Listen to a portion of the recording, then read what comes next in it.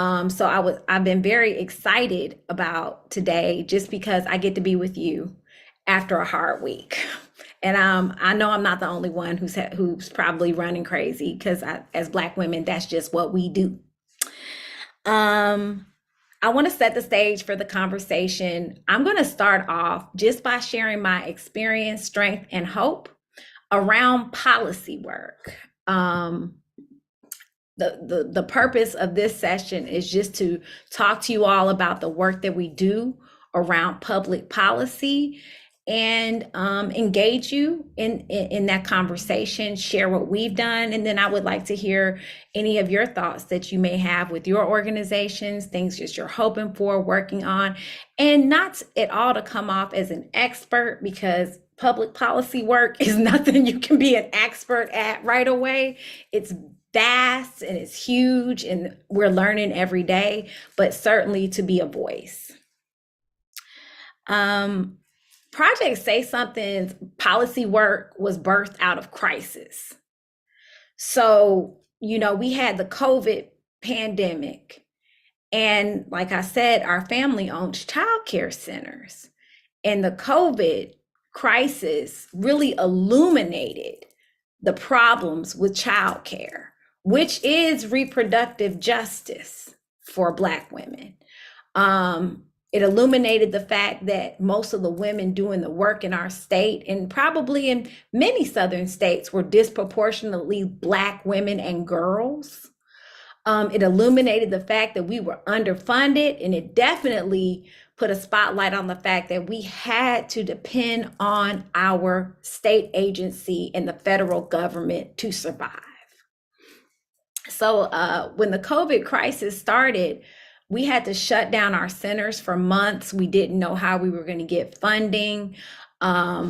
We had white legislators trying to create policies to tell us when we can open and how many children could come into our centers. At the time, all the schools were closed, and what Alabama was trying to do was force the child care centers to open and pack our centers with babies. And we didn't have the resources to necessarily care for them at the time. We didn't know what COVID was going to do. It was a very scary time for us. So our first, as an organization, Project Say Something was like, well, we know about child care policy because I'm the executive director and I've been doing that work, child care work, for over 10 years. And we started looking for advocates. Okay, well, we know it's some advocates across the state that understand what we need. So let's just find them and try to attach ourselves to what they're doing or just share what we need. But in no way did we want to be the voice for child care policy. But when we started looking, there was nobody there that looked like us. The advocates, the lobbyists, the organizations that were receiving the most funding to help child care were white organizations, and the lobbyists were white women, and they weren't getting input from actual child care providers. So we're the experts in our fields. We understand how laws will affect us on the ground, but they weren't taking in that information. So what, Black women, what we always have to do, roll up our sleeves and do it ourselves. So we quickly created a coalition called Alabama Care, and that stands for Child Care Centers Advocating for Resources and Equity. And we were able to get some amazing things done. We were able to challenge, number one, when they were trying to force centers to pack children in to classrooms. We were able to get that reversed by working with progressive legislators. We were able to change the way centers got paid when children were out for COVID. So a lot of times your Black centers rely on government subsidies, free childcare, which is funded by the federal government. But the state has power over how those funds are distributed. And at the time, they weren't distributing the funds correctly or fairly, and they were overly punitive. They were watching us. They had the parents swiping cards in and out. And if they missed one swipe, the center didn't get paid for a week. It was a mess. And so what our organization did was we spoke with our state agency, which is in Alabama, the Department of Human Resources, but it's probably another name in other states. We spoke with them and shared with them the issues. They didn't seem like they wanted to help us. So we rolled up our sleeves and we went to legislators and we told them about the issues. Not just progressive legislators, we talked to conservative legislators too. And we were able to change the way child care centers receive government subsidies. So now we get paid whether the child attends or doesn't attend child care, which was huge. Now child care centers actually are getting the bare minimum pay that we need so that we can pay our staff. Another thing that we did was intervene for the staffing crisis. And I'm focusing on child care as reproductive justice. As many of you know, in southern states, there are abortion bans, and whether you agree or disagree, we can all agree that that means there will be more babies born. And in Alabama, statistics say that 79% of the women who were receiving abortions were Black women. So what does that mean? That's a whole lot more Black babies being born. 80% of the children in Alabama that receive child care subsidies are Black children. And most of the centers that take in those children are Black-led centers. So it was really, really impacting the reproductive health of Black women, because when you have a baby, you need to be able to go back to work and you need to have a place to put your child. And in our state, we have a child care desert. 4 out of 10 children can't even find child care. So we did a lot of advocacy to make sure not only could we get paid, but we did advocacy to make sure our teachers could get paid well, a livable wage. Because what was happening is a lot of our teachers were able to go to McDonald's and make more money than they could in childcare. So that's how we got started in policy work. In 2020, so that we also, as an organization, we did protests. We were protesting to take down and relocate a Confederate monument in Florence, Alabama. We protested for 29 weeks, 5 days a week. During that time, our First Amendment rights were violated. We ended up winning a federal lawsuit against our city for the violation of our First Amendment rights. We protested in North Alabama, and in North Alabama, there's no history of sustained protests that last a long time. And there's a huge history of white nationalism. We faced the KKK. We got lots of death threats. It was quite a violent environment, and our protests were quite peaceful. We didn't even allow profanity at our protests, but we still saw an incredible amount of backlash and an incredible movement of counter protesters that were doing death threats and constantly harassing the protesters. And another thing that was interesting is our protest really reflected that though it was led by a Black organization, led by Black women, our community is only 20% Black.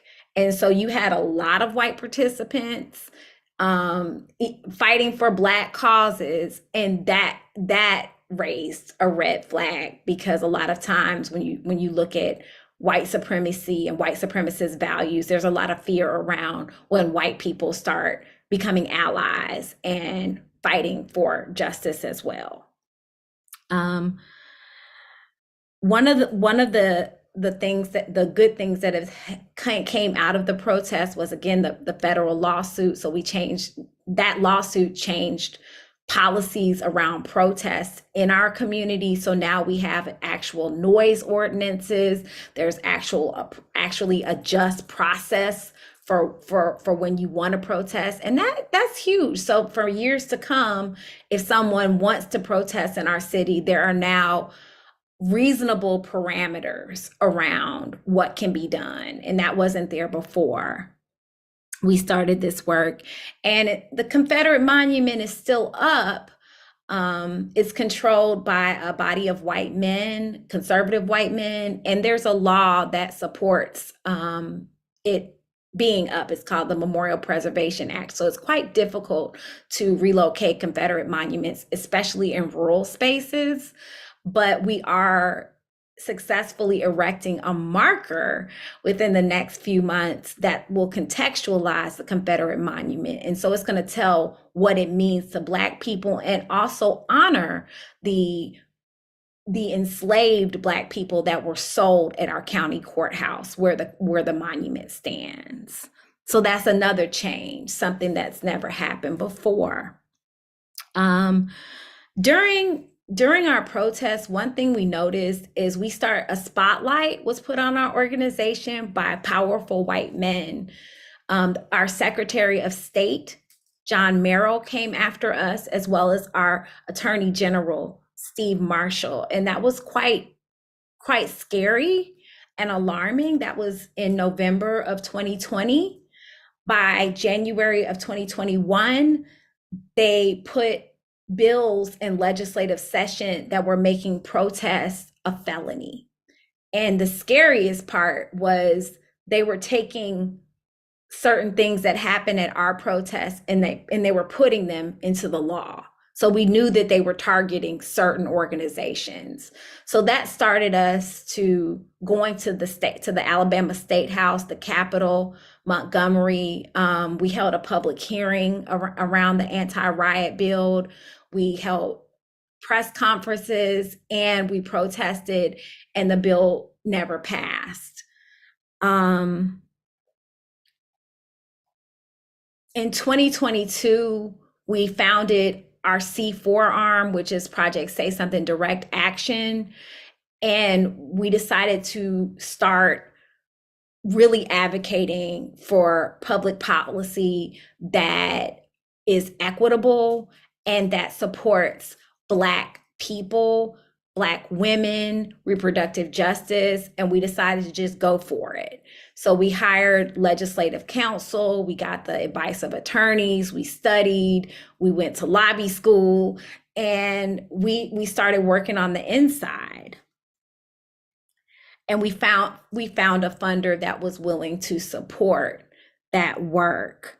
I want to just pause for a moment and say that the work, Black women who found nonprofit organizations are typically grossly underfunded, and that's the same for us. Once we got on the inside, that's on the inside of the Alabama State House, on the inside of the legislative process, our minds were blown. There were not enough of us. It's the same few organizations running around fighting all of these racist, anti-Black, sexist policies, transphobic, homophobic policies, and there's just not enough help. So we knew we were where we needed to be.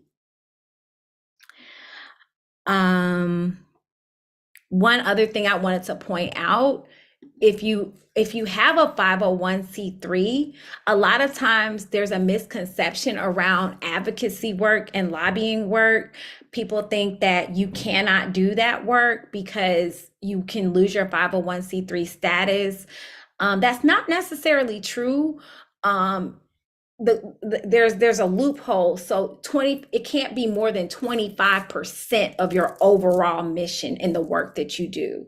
And also advocacy can be nonpartisan. So you're not necessarily fighting a certain political party, but you can fight whoever is coming up, is creating policies that hurt your mission. So I just wanted to name that. One of our biggest challenges when we first started doing policy work is no one wanted us there.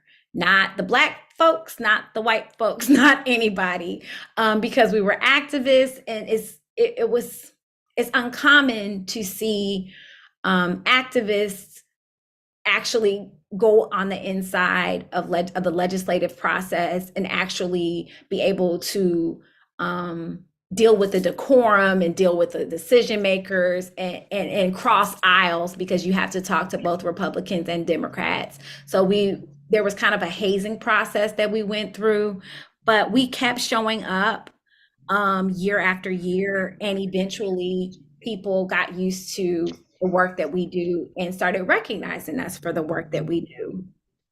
Um, Another thing I want to name to demystify working with politicians is it is the culture itself is challenging. I don't I thought it was going to be one thing. I thought I was going to come in and see Black Democratic women giving me hugs, and then I'll be fighting the Republicans. It's nothing like that.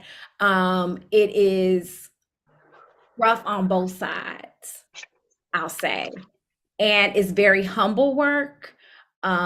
You're definitely not in there to try to be a politician yourself, but you're there to serve the politicians and to hold them accountable.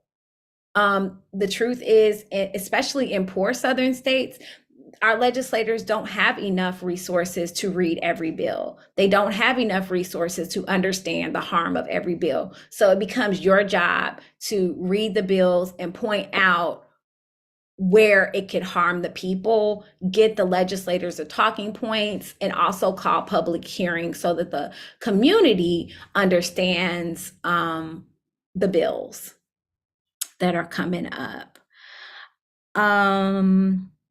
I want to also name that it's very rewarding work. Good afternoon. Hello. The work of changing public policy is extremely rewarding, because you get to be a part of the political process and you get to actually see your words, your talking points, your efforts make systemic change on a public policy level, which is, there's no feeling like it. I'm going to fast forward to this year. So this is our 4th year at legislative session, and Alabama is doing what's called the steamroll effect. So that's every bad bill you can think of. They're just kind of throwing it at us because it's because of the presidential election. So right now we have a bill that is trying to make it a felony to absentee vote. We have a bill that is criminalizing trans women. It's called What is a Woman? So they're trying to arrest trans women for using the wrong bathrooms that are different from the sex that they were assigned at birth. We have a bill that's trying to ban flags from public properties. Like, you can only fly the American flag, the Boy Scouts flag, and there's one other flag. And this is like in college institutions too, anywhere on the premises. So we have a bill that's out there like that. But you can still fly a Confederate flag, but not like a rainbow flag or a pride flag or even a Juneteenth flag. We also have an anti-riot bill. That's another anti-protest bill that makes it a felony to protest. And then we have a bill that is banning critical race theory. Now they're trying to ban DEI, diversity, equity, and inclusion, state-funded diversity, equity, and inclusion trainings across the state. So they're trying to make that illegal. And they're trying to, dictate the way we talk about slavery. So in that law, it also says that you can only describe slavery in a certain way. So they're trying to infringe on our right to teach Black history in our public institutions as well. I'll share with you, we're only 4 weeks into legislative session. We have had success so far. We've been able to make some strong amendments to some of those bad bills. We've been able to step in and really help. We've called numerous public hearings. We've spoken at public hearings. So our work is definitely happening, but the challenges are that, like I said before, like many Black women founded organizations, we are grossly underfunded. We are a staff of 4, so we are running. We're running like wild, trying to do this work the best we can, and doing a good job. And the people that we work with, their organizations have millions of dollars, and we're a smaller organization, so those are some of the challenges that we see. um, we also have to, when we're doing policy work, we have to educate our community. So we do calls to action. We ask our state to send emails to legislators. We create videos. We do everything we can to make sure the entire state knows what's happening during legislative session. And we I I wanted to also say something around demystifying the legislative process. When we first got there, we didn't know what we were doing. I didn't know what I was doing. But I did know how to read a bill and point out what wasn't fair. And I think it's as simple as that. I think that every organization can do that if they need to, has a right to do that. Registering to be a lobbyist costs $100, and it's as simple as going to a website. So I think that a lot of times people think it's you have to have all of this knowledge and all of this experience. I didn't have any, nor did my team, but what we did have was the will to fight, and we learn as we go. So we're building a plane while flying it, but it's an organic process, but it's working. Um, and then the last thing I wanted to say is a big part of our advocacy work is bringing power to the people. So our work is centered around community. We are not trying to have alliances with any politicians, any of that. We care about people, particularly Black people, and specifically our organization, like I said, is led by Black women. So we care about policies that are going to impact Black people and Black women and girls. And that's what we go in to do. So I'm going to stop talking because this is not going to be just me talking. I'm just going to open the floor, ask a few probing questions since it's just a few of us, and get some conversation going. And if you don't mind, if you want to turn your cameras on, that would be great so I can see your faces. If not, you can just chime in whenever you like. But what comes up for you when you hear this information? When you hear about public policy and lobbying and advocacy? What are some of the first things that come up for you?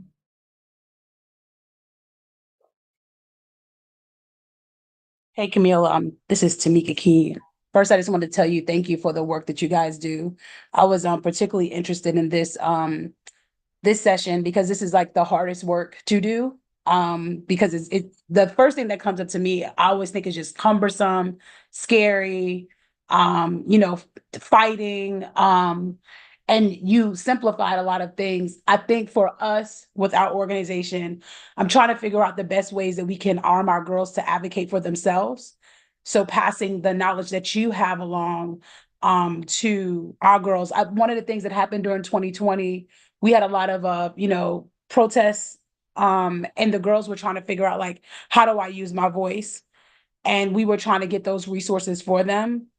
And actually, one of our girls is actually deciding to do law because of that. So it's like my success story. Like I love that, but I want to be able to like turn that light bulb on for them, because for me, again, I'm older, right? So it's like I can't do the work that you're doing because my mission is completely different. But what I do want to do is that I want to be able to show them how they can advocate for themselves, how like sit, all the things that you were talking about, but just at their level. Mm. I mean, first of all, it's incredible when young people Mhm. learn the legislative process Yep. and learn how to advocate for themselves. Can you give me an example of maybe an issue that they would want to work on? I'm gonna come on screen. So one of the biggest things that I think that, and this is maybe parents then, is like how do you advocate for girls in the school system? Hmm. Because it's like so much data out there about like they know that they're treated differently. They Hmm. know that compared to white and I guess Asian girls that they are. So it's like how do they first advocate for themselves in the school system?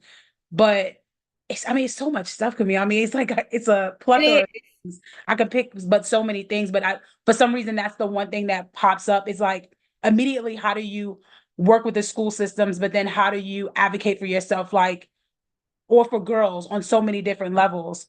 Um, Again, as an adult, right? So this is not, this is as a woman, I'm really following all of the fertility things that are out there.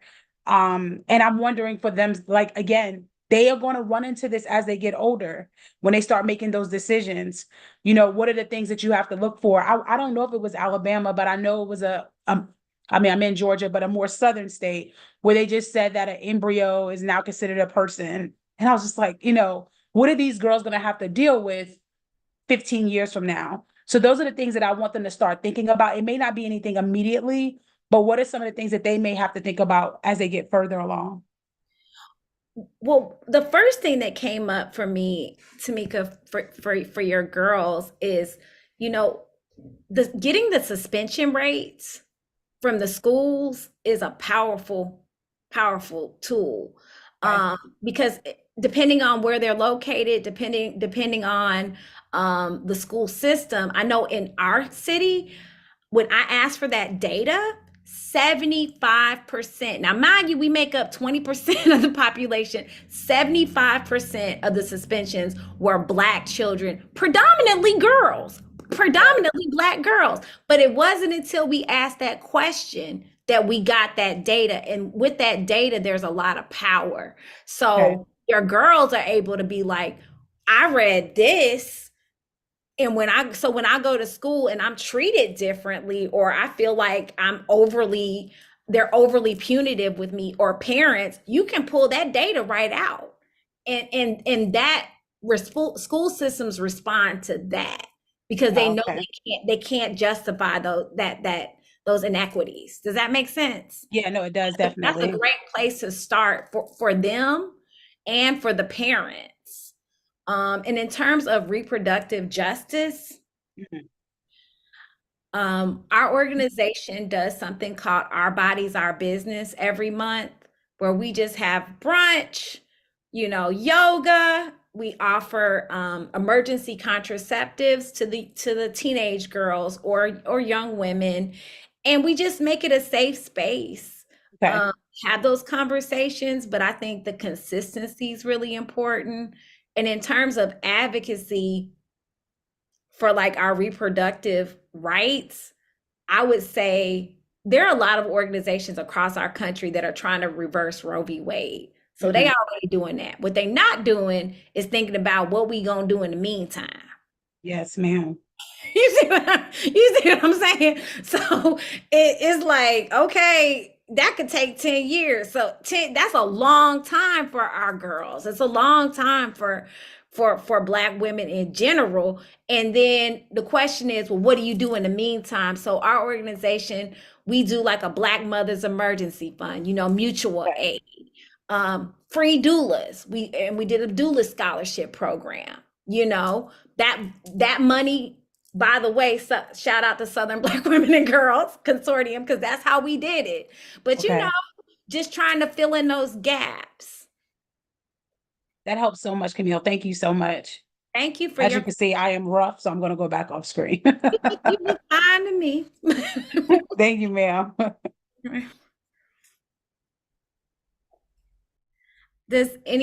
So anybody else have anything? What comes up for you when you hear public policy and lobbying and advocacy? Anything that comes up for you in your organization? Scary? Do you like it? Not like it? Any other thoughts? Hey Camille. Hey. Thank you so much for this conversation. As you were talking, a few things came up for me and like answers my questions to, how I feel about, legislation and lobbying as a Gen Z 25-year-old person.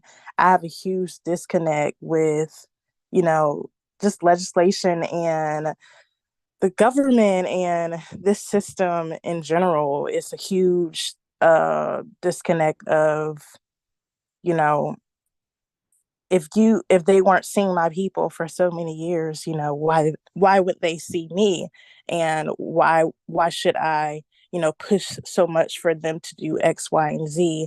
And I'll just do it myself, which is what I have been doing with a lot of my work around supporting young goddesses for yoni and vulva health, and now having a menstrual mutual aid.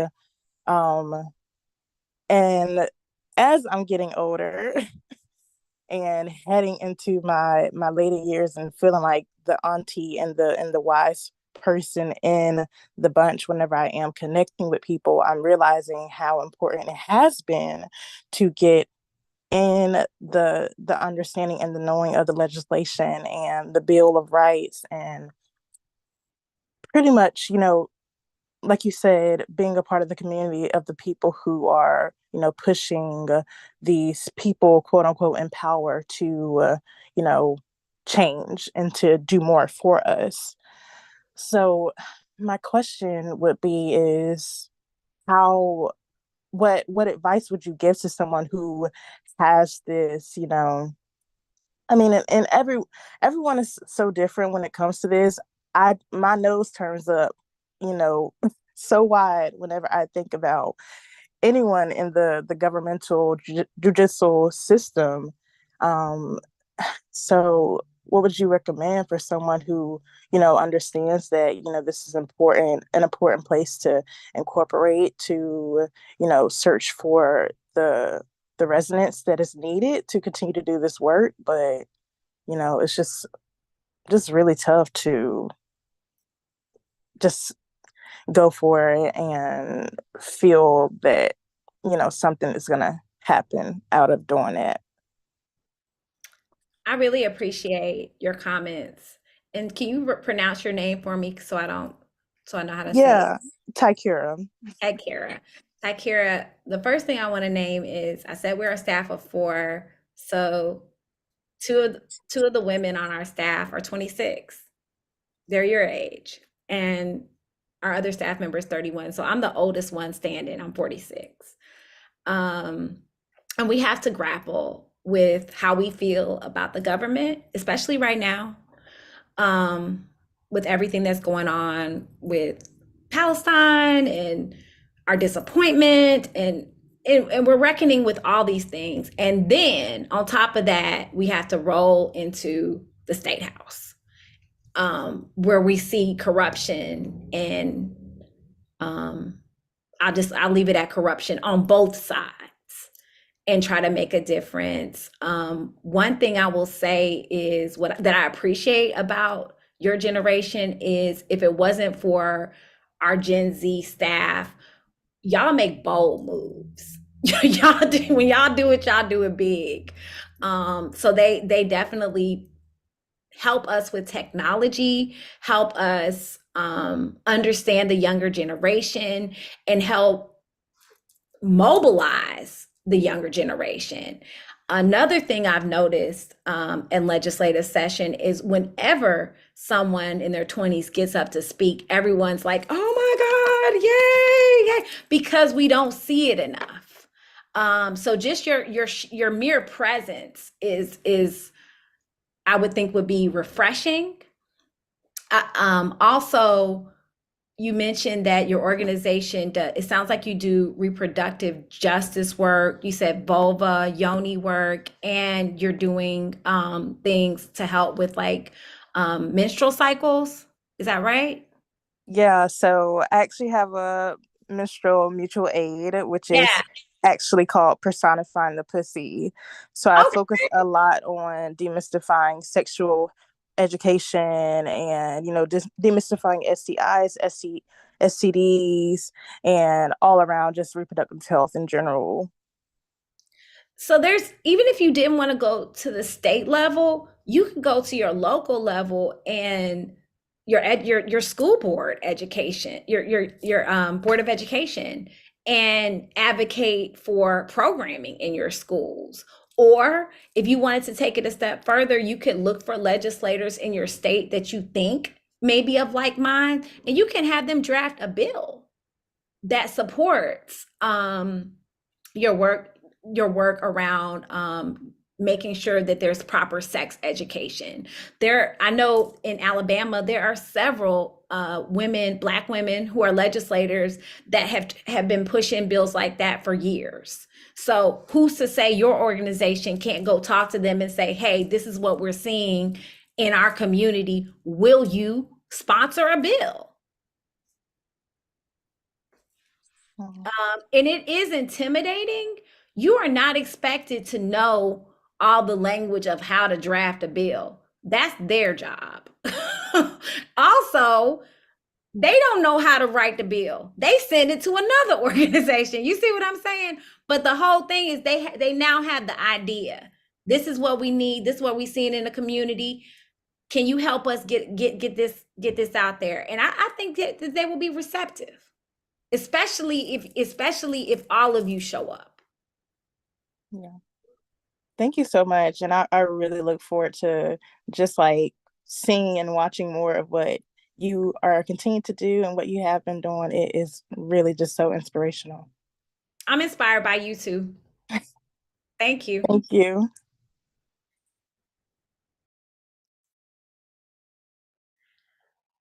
I have one other question for the ladies, because I know we're all with different organizations. Can you think of what impact public policy has on your work, if any? Are there any laws that impact your work negatively or positively?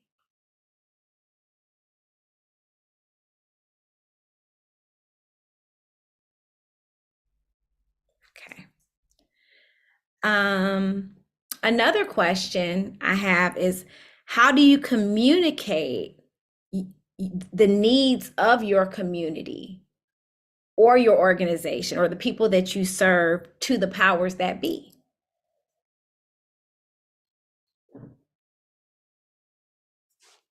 See if I got any answers in the chat. Crystal, let me see. Crystal says it hurts that we have to struggle that way.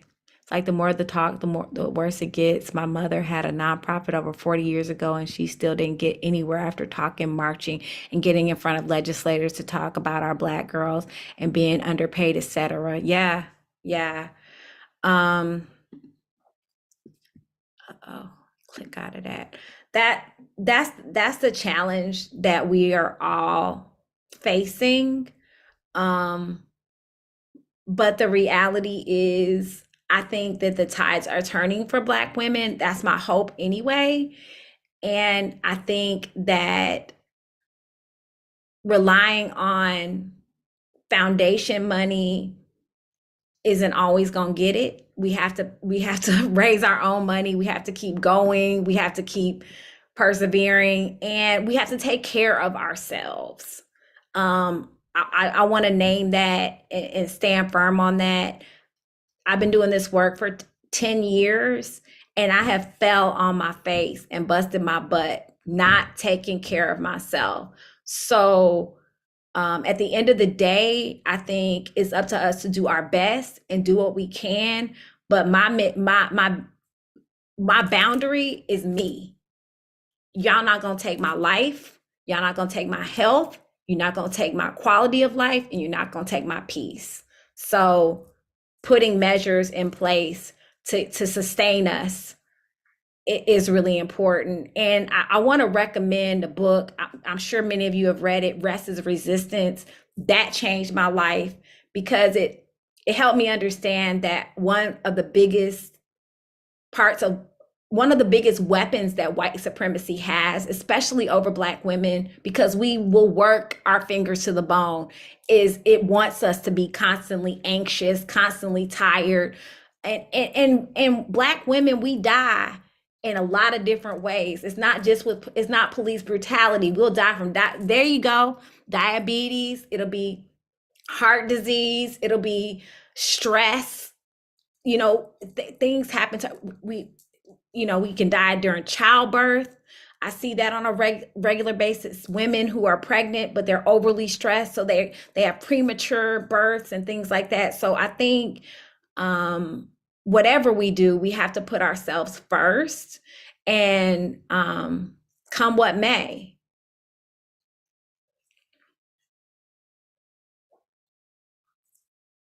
I think I'm just going to we have about 15 more minutes, so I'm just going to open up the floor for discussion. Any questions, anything anyone has to say about these issues? I'm here to listen and hear from you.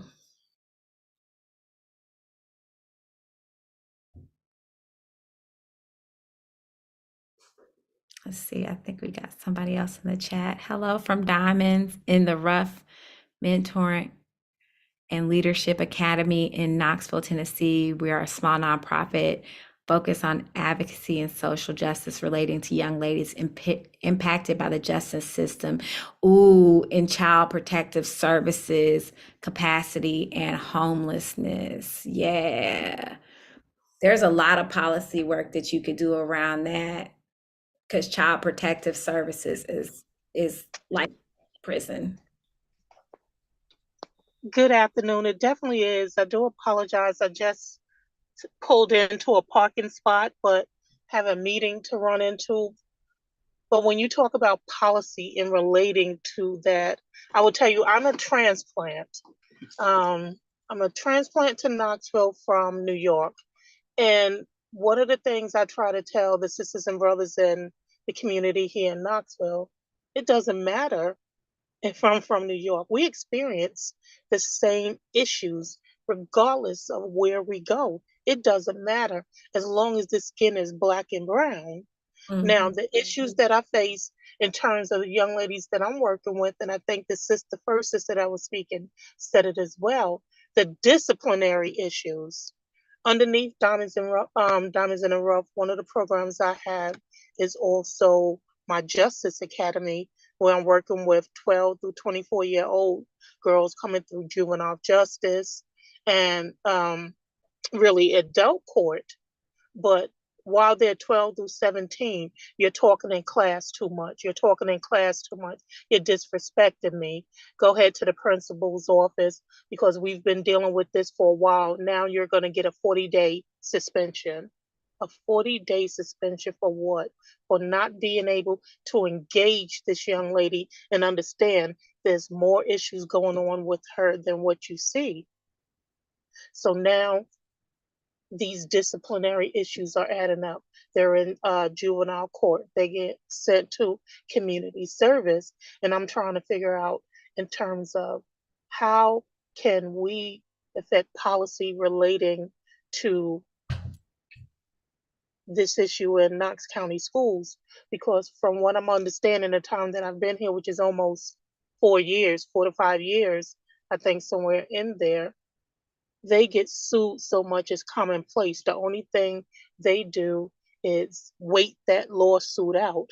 And because it's majority of poor Black, brown, and low income white families that are dealing with this, they do not have the legal ground to keep fighting in school. The kids get put from, oh, okay, we're going to send you to the alternative school.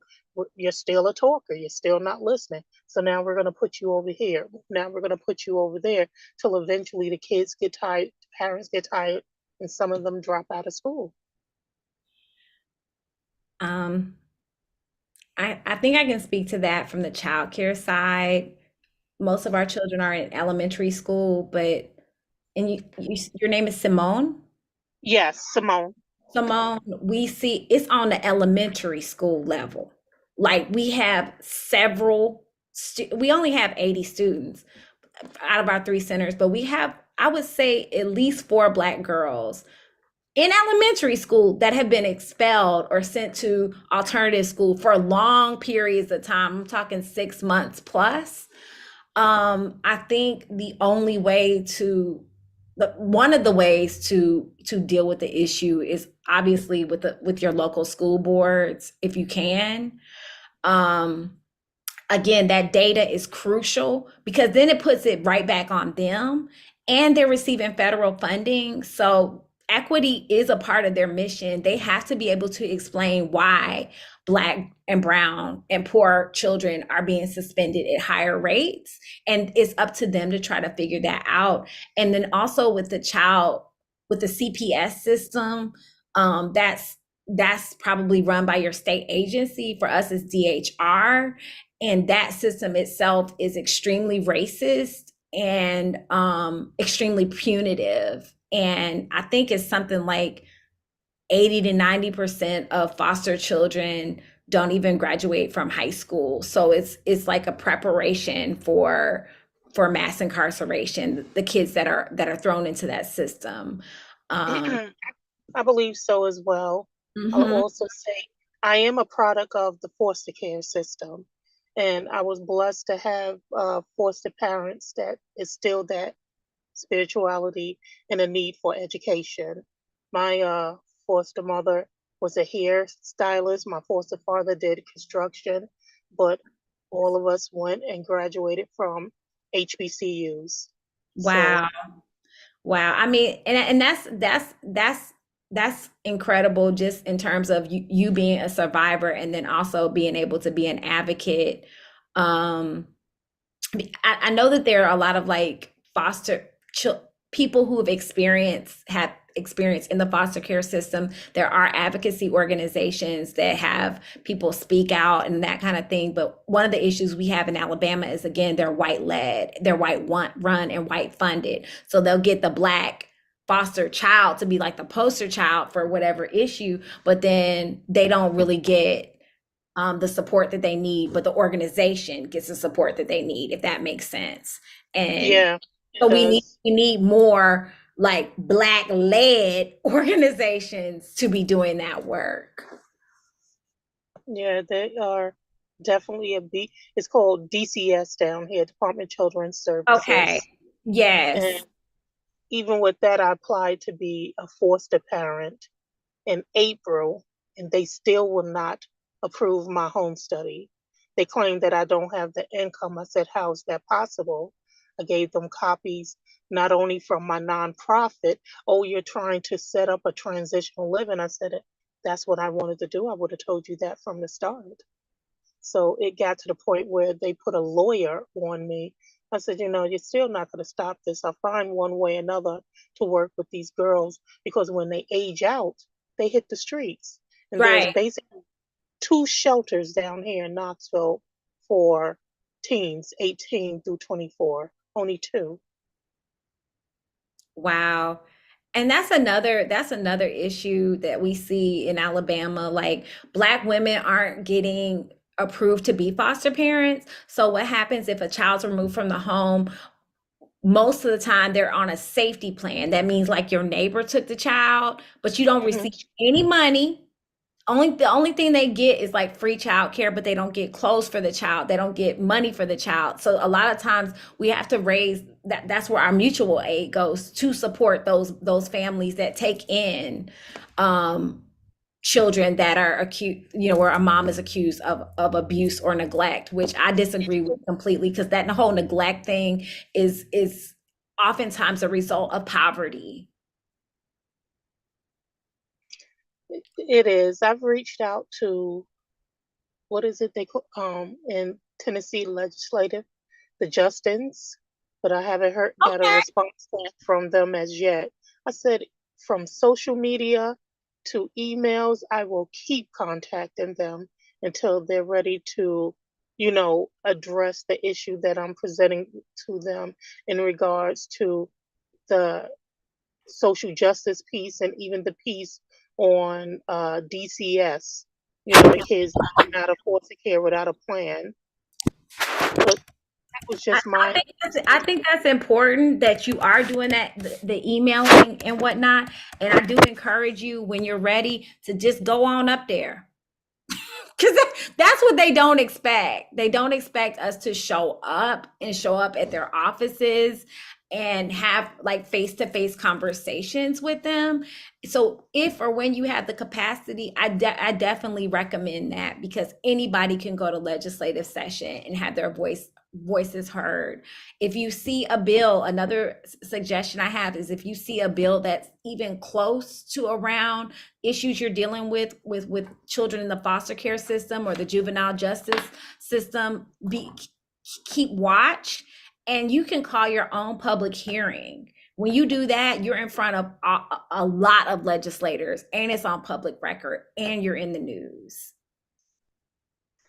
great, thank you. I didn't, you know, for some reason, I didn't think of that. That's Nashville. That's only a couple of hours. I do need to set up a date and time and just go there with some of my young people. Yes, I'm telling you, they will, I don't know if they'll appreciate it or not appreciate it, but I know it's how change can happen. And I've put my email address in the chat for anyone who wants to communicate or has questions or anything like that. Again, I'm not an expert, but I am willing to share what I know. Any other questions, thoughts, discussion? We've got about 5 minutes left.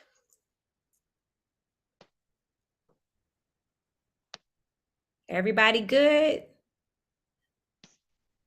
Okay. Well, I'm going to yield 5 minutes left. It sounds like people are running from here to there, busy anyway. And I'm going to say thank you for this. It was very, wait a minute. Did you see my question? Hi, I'm Sherry from Atlanta, Georgia. I've been looking to get into the nonprofit for abused young girls and young women. What advice would you give as to how to go about it? I think what I did, I can only share what I did. So what I did to go about it was, I just started having events or started having community conversations around the issues that I cared about. Even before we had a 501c3, and I put a GoFundMe out and just was like, hey, I'm trying to do this thing, trying to raise money, just support it. Because oftentimes it can be cumbersome to go through like the whole 501c3 process. That takes money, that takes time. Time is money, that kind of thing. So it's hard to figure out how to get started. But for me, the most important step I took was just being brave enough to open myself up to the community and say, hey, let's have a conversation, before we even took action. And I spent probably the first 3 to 4 years in just Florence, Alabama, our community, having conversations around the issues that we wanted to see changed. And then it was time to take action. So it can be a very organic process. But a lot of times people, like, they start with, I have to have all this paperwork. I have to have the nonprofit, the C3 status. And it is important when it comes to donations. But what's most important is your connection to your community, your connection to the people, and getting them engaged and getting them excited and ready to do the work that you want to do.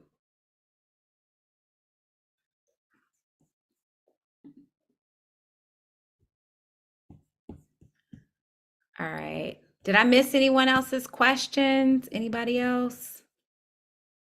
Thank you. All right. Well, like I said, this was very therapeutic for me, and a blessing. So I thank you all for listening. Like I said, I put my email address in the chat. Wait, let me see if I have one more Q&A. Yeah, I got it.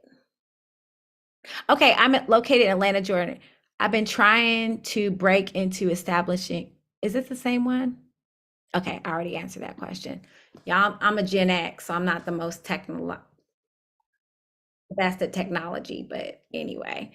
That's all I've got. If no one else has any questions, we can go ahead and hop off. Thank you for your time. Thank you, Camille.